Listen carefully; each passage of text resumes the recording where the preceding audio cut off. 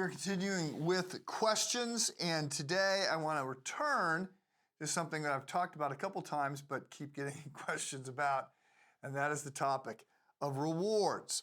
So I think there's some concern by some that maybe they're not in a position to receive the kind of rewards that they're going to want to receive. And they're wondering, what can I do? And, how do I get gold membership or diamond membership or whatever, the platinum, whatever the highest caliber would be. And then there's also questions, well, how could we reconcile different levels of acknowledgement or reward with the idea that there's no jealousy or envy? I mean, because obviously envy is, I think, one of the worst of the sins. It seems to never have any upside to it. So I talked about this some in the sermon that I gave on judgment.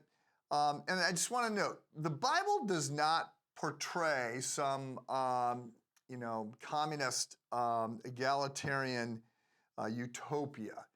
And there's a lot that suggests, including the parables of the talents, that there's different levels of recognition, acknowledgement, praise, honor given to people for the kind of life that they lived. So there's speculation. Theologians will have speculation about how could this be with people being perfectly content. Millard Erickson, who writes a fair bit in this, he's a theologian who writes sort of in this space, has talked about maybe that all the rewards are internal, and so nobody can tell what other people's level of rewards are.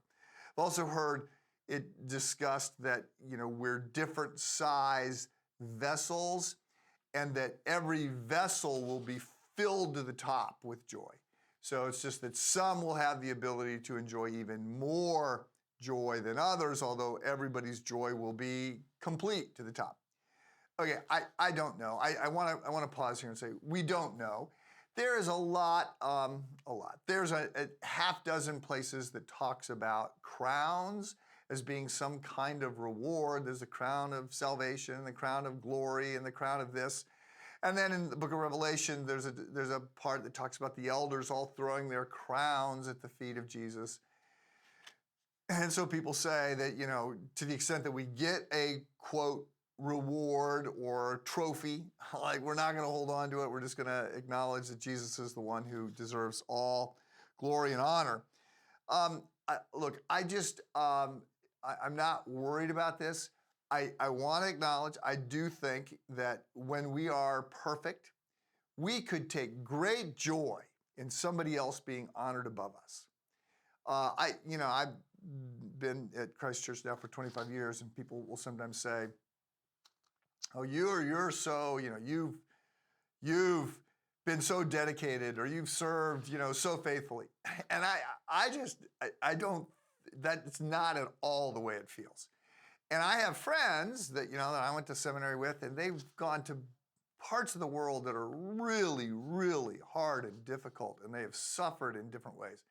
I expect that they will be honored far above, a pastor in a suburban church in Chicago, and that would be a joyous thing for me. Like, yes, you served faithfully and well in doing these things, and that is to be recognized.